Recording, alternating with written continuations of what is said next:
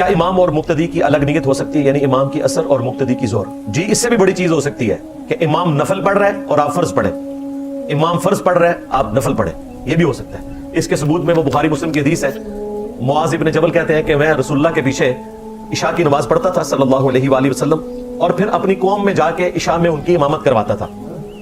خود وہ اپنی عشاء پڑھ چکے ہوتے تھے نبی اسلام کے پیچھے، پھر اپنی قوم میں امامت کرتے تھے، اور امام پڑھ رہے 4 نفل اور مقتدی پڑھ رہے 4 فرض پیچھے۔ یہ حدیث بخاری میں بھی ہے، مسلم میں بھی۔ اسی سے محدثین نے رزلٹ نکالا ہے کہ متنفل کے پیچھے فرض والے کی نماز درست ہے۔ امام اور مقتدی کی نیت میں اگر فرق ہو، یعنی امام پڑھ رہے نفل، مقتدی پڑھ رہے فرض، امام پڑھ رہے فرض، مقتدی پڑھ رہے پیچھے نفل، امام پڑھ رہے اثر، مقتدی پڑھ رہے زور پیچھے، یہ فرق ہو سکتا ہے، نماز درست ہوگی۔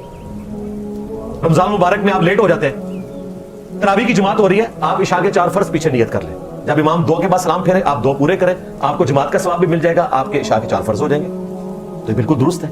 اور یہ صرف ہمارے سب کانٹیننٹ کا مسئلہ ہے، اور یہ صرف فقہ حنفی کا ایک پرابلم ہے۔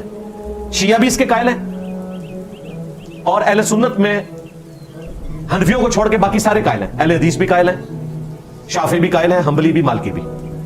عرب ملکوں میں آپ کو یہ نظر آئے گا کہ لوگ، بلکہ وہاں تو جب سلام پھرتا ہے نا، جن لوگوں کی جماعت رہ گئی ہوتی ہے نا، جو اپنی نماز پوری کر رہے ہوتے ہیں، جو لیٹ آتے ہیں نا، وہ اس کے کندھے پہ ہاتھ رکھ کے اس کے پیچھے نیت کر لیتا ہے۔ اس کے لیے امام کا یہ ضروری نہیں ہے کہ آپ اس سے پہلے مشورہ کریں، آلریڈی بھی کوئی نماز پڑھ رہا ہے، آپ اس کے کندھے پہ ہاتھ رکھ کے بیچ میں شامل ہو جائیں، آپ کو ثواب مل جائے گا جماعت کا۔